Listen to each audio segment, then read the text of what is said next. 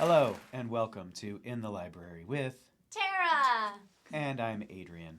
And today we have with us our special guest, Kimberly Meyer. Kimberly Meyer. Now, what is it that you've come into our studio today for? I wrote my first children's book here at the library I'm 69 now, at the age of 68.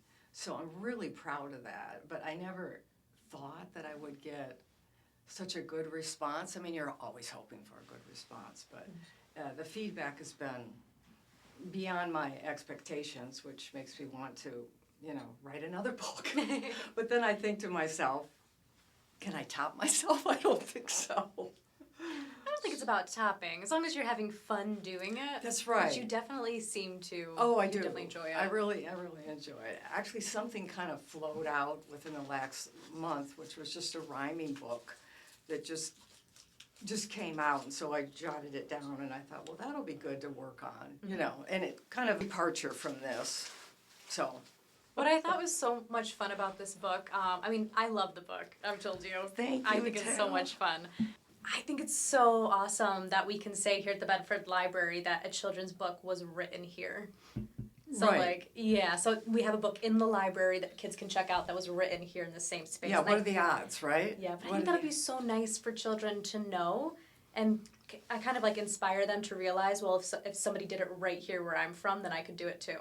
Right. So I love the right. idea of telling kids that this is a local book made right here. And I wanted to get the word out, because I'm here a lot, as you know, that they are welcome, if they see me and wanted to, pull my thing and say, I like this, I didn't like that, whatever. I would love feedback. So bother me, because that's who you write it for them to not only enjoy, but to learn something, so. Be careful though, kids will be I know. brutally honest. I have a sign on my back. This is not Kim.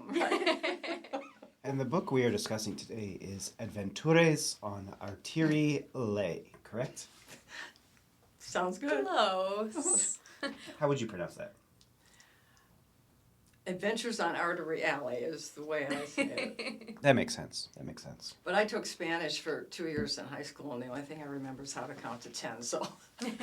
Well, I'm just going to say I've heard it both ways. But why don't you briefly tell us, what is Adventures on Artery Alley about? Well, it's a obviously make-believe street of an artery, and what I want to teach the children is that arteries carry the oxygen.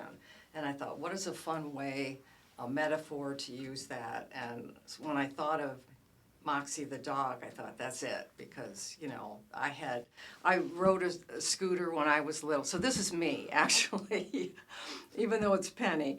And so I had the dog, and then I thought, well, how could I introduce 8 organs, what's going on in the human body? Mm-hmm. And so I made houses for each organ, and each organ has a family, and they have their chores.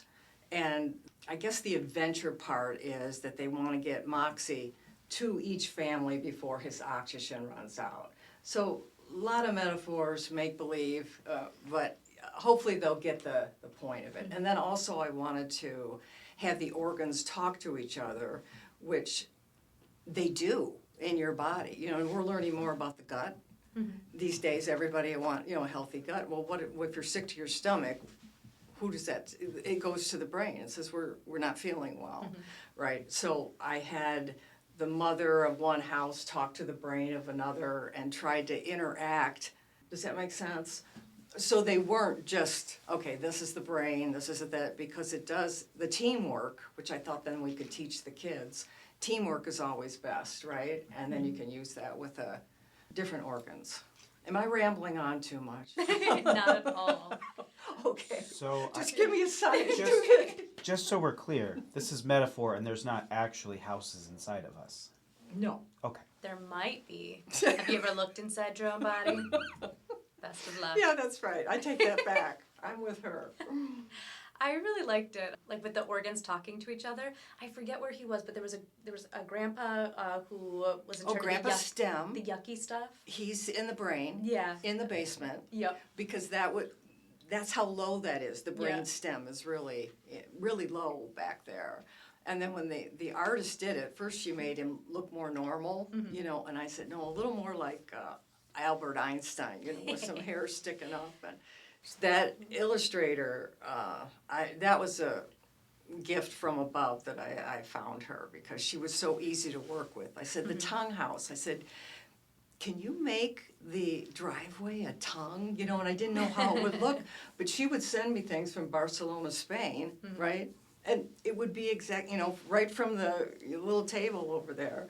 And I would say, I would hope that it would look all right. And it was like fabulous. It was really fun.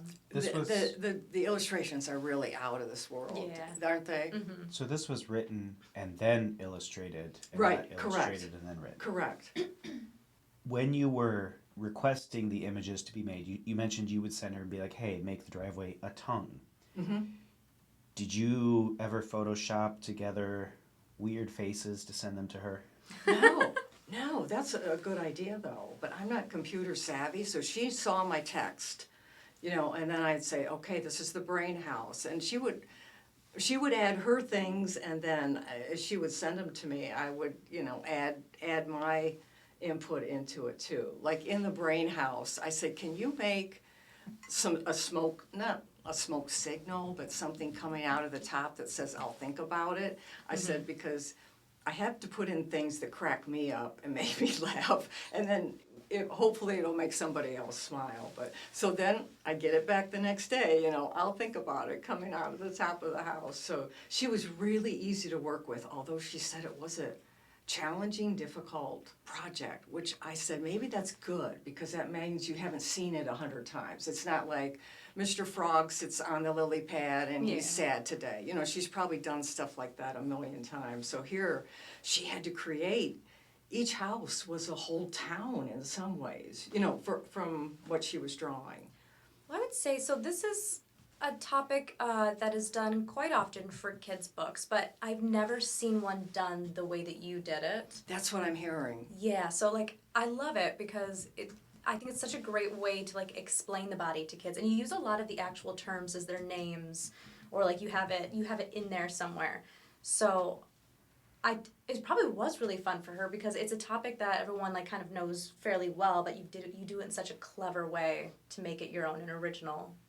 Yeah, some of my reviews, and they use that word clever, and I love it, because then I can say I'm clever. You are clever. I like clever, and I'm proud of that. But thank you for saying that. That was some of my goal. Don't make it boring. Make it clever. Even when I changed cerebellum, of course it's spelled wrong, but just anything that I could do to kind of mix it up a little bit. So I do have to ask. No. So, if I could, do you have a dog, and have you ever ingested it? That is like a magic school bus thing right there. Oh, is that a magic school? Well, I know that's what I'm envisioning. Just them shrinking it down and going inside to check out the body. Not lately. Not lately. Not lately. That's not a no. That's not a no. You silly boy. Do you have a dog? Not right now. Not right now, but there's something missing in my life because I do not have a dog. Yeah, I really love animals. I'm just going to say, it's a good thing you chose a dog, because if you'd chosen a cat, the oxygen would leave the lungs, go back in the lungs, leave the lungs, go back in the lungs, and you would just suffocate. It'd be like you couldn't turn the page because it'd be the same thing. That's fair. I have a cat. I want to be angry at that, but it's accurate. Is the character of Penny based on anyone you know? It's me. It's you. It is me. And little backstory, my grandfather worked for J.C. Penney, and J.C. Penney loved him. Mm-hmm. And he would, in fact, he came to the house over on State Line Road, and my grandma would cook for him, and my mom met him. She died a few years ago recently, but I would tell people when we would go into J.C. Penney's store, I would say, this is when we were in California, and I'd say, my mom met J.C. Penney, and they would stare at me like, what did you just say? And one lady she says, our manager has worked for 50 years with the company. Can you go back and talk to her? And so my mom, we toddled back, and she says, yeah, he would come, when he would travel, he would stop and see. So he means a lot to the family. And the C, do you know what the C stands for? No. J.C. Penney? Really strange. Cash. Oh. That's his name. James Cash Penny. I thought, Sounds good for a store. how perfect, right? Anyway, so I thought of them, and I tried to bring in things that, meant something to me like that. Yeah. It wouldn't mean anything to anybody else. But that's how I spelled it. Penney, like J.C. Penney, instead of Pennny. It's cute. So I do have to ask, do your innards speak other languages? Just my wife? Do your innards speak other languages? Yes, I have to, yeah. Well, one of them is crazy, because I feel like if I don't think out of the box or whatever, it's a boring day for me. You gotta not, as I age, I think that's what keeps me going. That and McDonald's senior coffee. If I don't have my coffee, there's no book. That's fair. I feel that. Do you feel that Oh, too? yeah. I tell people, they know me at McDonald's. It's like senior coffee, 2 creams on the side. Hi, Kim. Good morning. This is really, she had this all done. And the thing is that, as you know, because you've read it too, right? Yeah. The kids run away. Mm-hmm. So that's a touchy subject. Nobody wants to, play around with that because that's so emotional if something happens to a child. I said, how could we do that? And I said, maybe if we just put a help wanted sign out to make it more lighthearted, just want. And so she next day, like I said, there came that, and I said, bingo, that works for me. But the look on that woman's face, isn't that hilarious? Yeah. That woman. I'm going to try to put a photo on the screen right here so that people can see what we're talking about. We are currently discussing the brown noses who live at the colon. Of course, right? So hopefully that'll be on your screen right about here because you can all see where I'm pointing. So, have you ever read the book Everybody Poops? You always want to bring that into the conversation. If I can. No, I haven't, but it sounds like something I should get quickly, right? If children love, the poo-poo. They do. They do. So I am curious, because that's a whole different topic for a book. Like, what made you want to go? Why this topic? What made you decide I want to talk about the organs of the body and? I have to give some credit to a friend, actually, because I went to a movie, I don't know how many years ago, but I was in Los Angeles, and something came over me, because I was one of those kids, I never had any interest in writing. The teacher would say, do a book report, and I'm like, oh, geez, yeah. Write an essay, oh, geez. So it's so improbable that I'm sitting here now, because I had no interest in. Maybe a little bit about poems. I like things that rhyme, but no interest at all. But let's see, what was I saying? What was I answering the question? Why this topic? Oh, yeah. So I went to a movie, and I thought, how does somebody ever write that? So there was an extension class at UCLA, and I went there, and I took it, and I loved it. And I wrote a Western of all things. And I used to watch Bonanza as a kid and all that. So I don't know how good it was, but I wrote it, and I thought, oh my gosh, maybe you start building your confidence that maybe I could write a sitcom. So I learned how to write sitcoms, and there's a final draft program, and you just probably know that, and you can the dialogue. And so I learned more about that, went to some more writing classes, and so I told my friend, I've got another idea for a sitcom. There's these houses on the street, and the lawyers live here, and the gardeners are the kidneys because their house looks beautiful. And I was starting all the metaphor things in my head, and she goes, Kim, something about this would be a children's book. And I said, oh, wouldn't that be fun if it was on a different level, not for adults, it was for kids, and then each house, instead of the adults kind of laughing at it, like, oh yeah, the lawyer is this house or whatever, I could actually teach. So just like, Oprah's aha moment, type. I just said, that's what it is. It's not a sitcom. And then I thought, I don't know how to write a children's book. I'm starting all over again. But I've got a lot of friends, luckily. And one of them in California had written, and you might know this one, really good rhyming book. It's for Halloween. It's about Pomegranate Witch. Oh, I'm not familiar. You're not. Oh, you should. Oh, it's brilliantly written. So I'm like, Denise, give me some pointers. And she said, oh, okay, it's do this, do that. And I broke a lot of the rules because it's only supposed to be 1,000 words. And I had so much to say and I wanted to get it out, But she looked at the first draft and then the last draft and gave a few of her input and stuff. So I have to credit her, because I didn't know that lane at all. So the next thing for me to write is a novel, which I will never do because that's too hard. Forget that one. We will not be in here for my novel. Maybe write a bunch of short stories and then put them together. Put to them create a together, novel. okay. I feel like you could do this. I could do a tell-all on my showbiz stuff, but we'll do that when the mics are turned off. That's the real, how they'd say you do a show and behind the scenes is the real show. Oh, yeah. And it's so true, yeah. So you mentioned you enjoyed the show Ponderosa. Have you considered a sequel book where Penny and Moxie travel through one of the Cartwright brothers? No. I have not. Just saying, We'll have to team up to write that one. You could throw in some organs that didn't make the cut into this one. That's right. Little Joe. You guys are so young. You didn't even know much about the series? You've heard of it, Bonanza? Oh, but yeah. That's Bonanza. You know it. I know it. That was, what was the actor's name? Little Joe. Michael Landon. Yeah. Yeah, we lost Michael to cancer, but anyway, Sunday nights, 8 o'clock. Watch your Bonanza. Bonanza, yeah.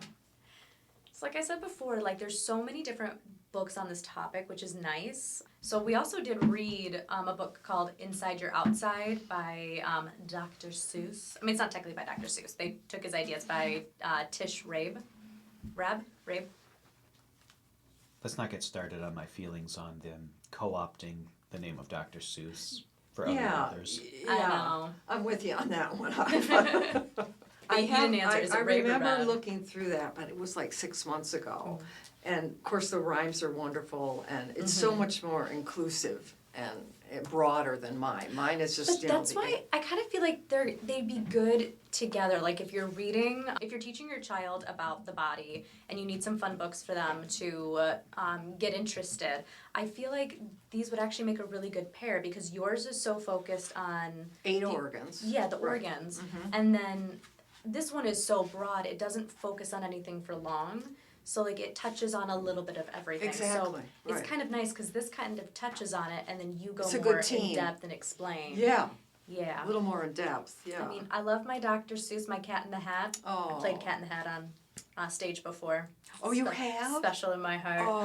Oh. And I love Do you get dressed up with the whole thing? Oh yeah, I had the whole face, the tall hat, I had a whole costume, it was actual musical. And when did you first fall in love with that? When you were little and your mom read it to you, yeah. or when you were older, even reading it to somebody else? So I've always loved Dr. Seuss. That's always been one of my favorite children's authors. But the Cat in the Hat did become a big thing for me after I played him on stage. Oh yeah. So yeah, definitely a lot more special now. But I've always loved Seuss. Yeah, I know. Yeah. I wore those out reading it to my little one. Yeah, they're all great. They're all great. What did you think of the book, Adrian? I'm looking at this name, and I think it's actually pronounced Rob. No. Broccoli Rob. You picked the only way that I didn't say. Oh. That is how you spell Rob from Broccoli Rob. What's Broccoli Rob? You know what? Okay. So regardless. I don't know what it is. I'm sorry. This is giving me another idea though. Okay. Because this goes through the skeletal structure a little bit. Your next book could be Penny and Moxie traveling through the skeletal structure. Oh yeah, that's a whole every adventure. That's another adventure. It's correct. What I want to do though, and have to blame this on my friends in California. They said, write a treatment and see if a producer wants to do it because of the fact that people are talking to people. Yeah. People, houses are talking to houses, and there's a homeowners association, and there's the whole thing, and then the brown nose, they're not playing along, they're breaking the rules, And so that's what I'm doing right now. I'm like halfway through. So I got to go. I got to stop. No. Bye. This is Bye-bye. in the library. That's right. But I'm writing a treatment, and it's going really well. Yeah. But so I thought when put it to a producer, you say, read the book first so you know kind of the baseline, and then see where we want to go with it. And I was thinking of a theme song for every house. Aw. Yeah, and it could say, it has to be a brilliant lyricist so he could teach a little bit. You know how you learn more when you sing, even if you go A, B, C, D, E, F, G, you know.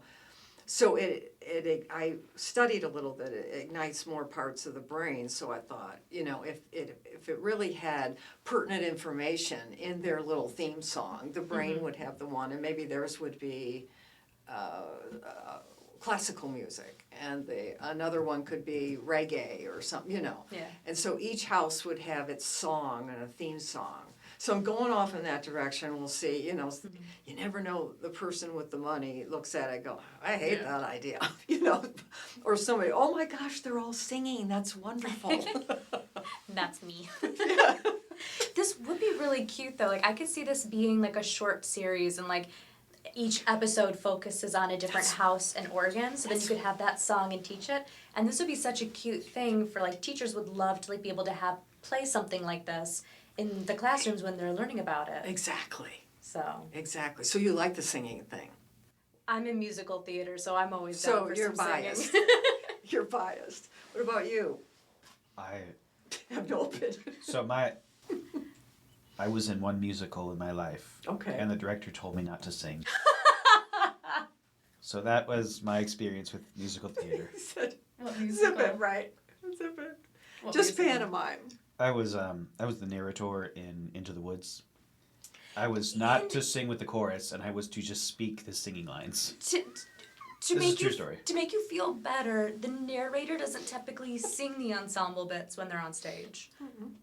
No, but I was also told not to sing his singing lines and just to speak them. So got that going for me. You still got the role. Got the role. That's right. That's right. There were no small parts, but there are. There's small parts of the body, Yeah. as we discover in Adventures in Artery Alley. And if anyone would like to meet our lovely author in person, get a book, have it signed, let their children get to know the Adventures on Artery Alley, you are actually going to be attending an author event here at the Bedford Branch Library. April 13th.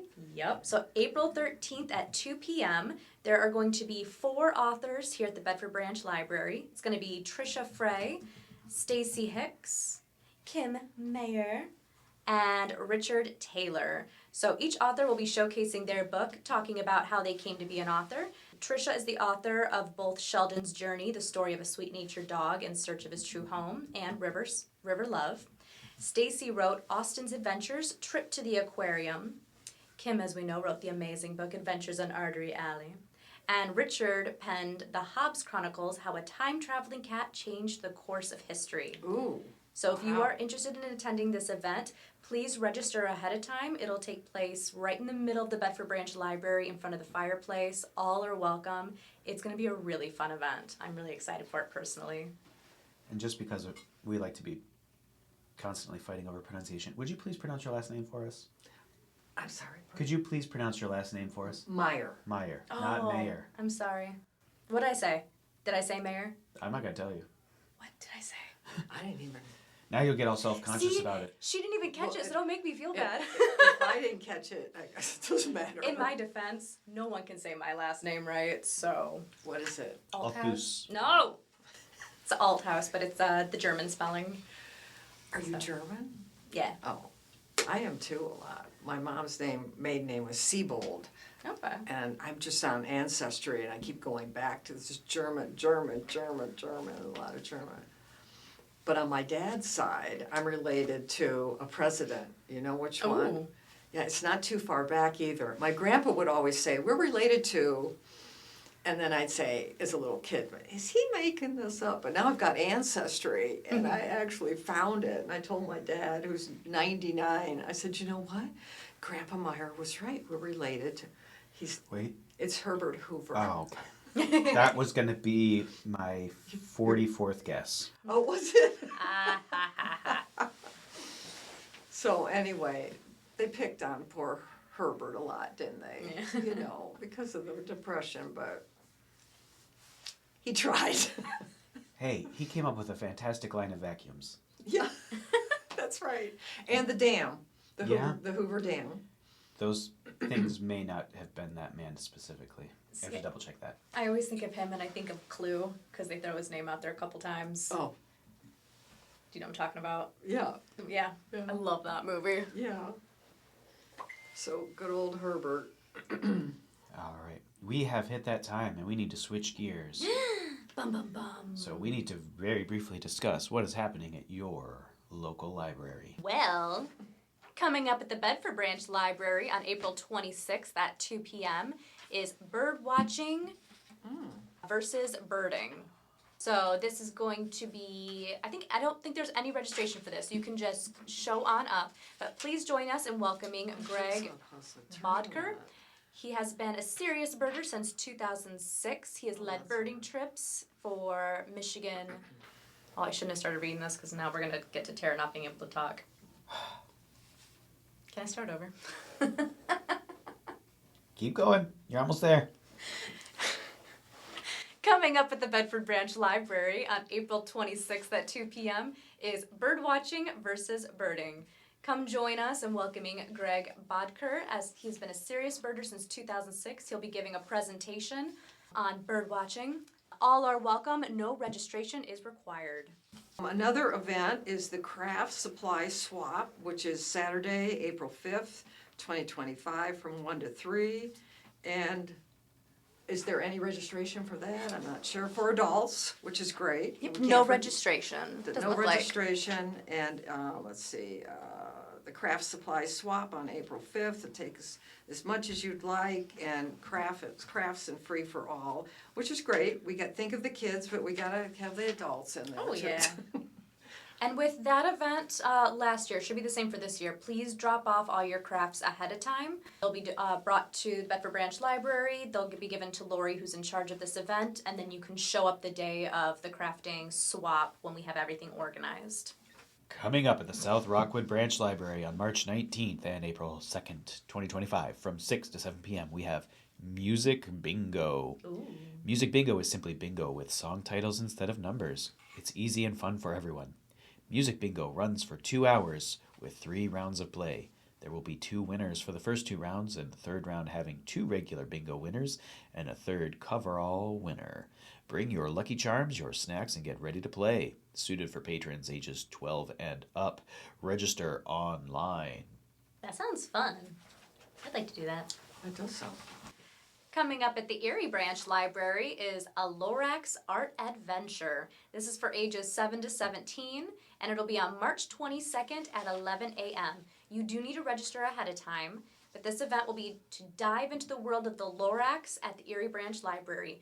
You'll read the classic story, then kids will get to draw and paint their own Lorax masterpiece in this fun, creative program. If you're not sure what the Lorax is, go check out one of our past videos. We had a whole episode on it. That's the part in the throat that connects the Yes, mouth. exactly. You're right on top of it. Larynx, but okay. Okay. Whatever. Let's see, this sounds fun because I love jigsaw puzzles. So it's a jigsaw puzzle tournament, Sunday, March 23rd, 2025, right here at the library, 1:30 to 3, and also Thursday, March 27th, 5 to 6. And you do register online with it. This is Octopuses Are Good at Puzzles, Are You?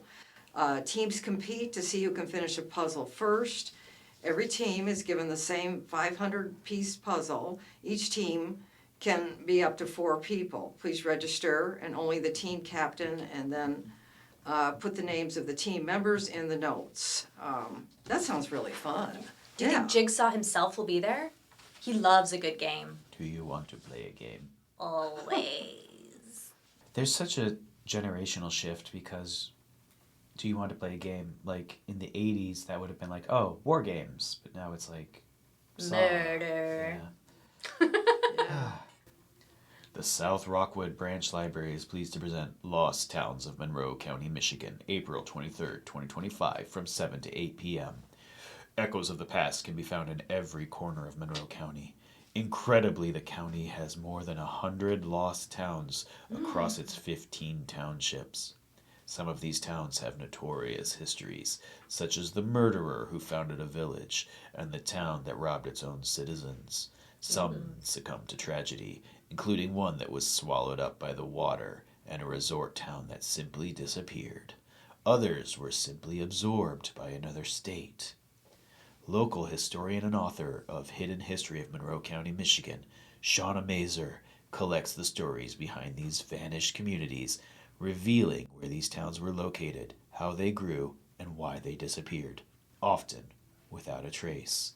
Join us, April 23rd, 2025, from 7 to 8 p.m. I want to do mine that low. My voice doesn't go that low. How low can you go? Chess Club. Tuesdays, 4 to 8 p.m. near the fireplace. All ages and experience levels are welcome. Please feel free to show up and play a good round of chess. The Bedford Branch Library is pleased to present not fair, I just Chess did it. Club Tuesdays from 4 to 8 p.m. near the fireplace. All ages and experience levels are welcome. Come check out the new chess clocks. Bum, bum, bum. Show off. I bet I can talk higher than you. Probably. That's good. That's a good voice. That was like a Muppet voice. That is from Oh, we're going to get copy struck again. So, we would like to thank you for joining us today on In the Library with Tara! and Adrian. And once again, we would like to give a special shout out to our special guest. Kimberly, thank you. Thank you for joining us. And do be sure to check out Adventures on Artery Alley. And while you're doing that, please be sure to like and subscribe and hit that ring bell for notifications. And check us out on Spotify. Yeah, we're on Spotify! We're awesome, guys.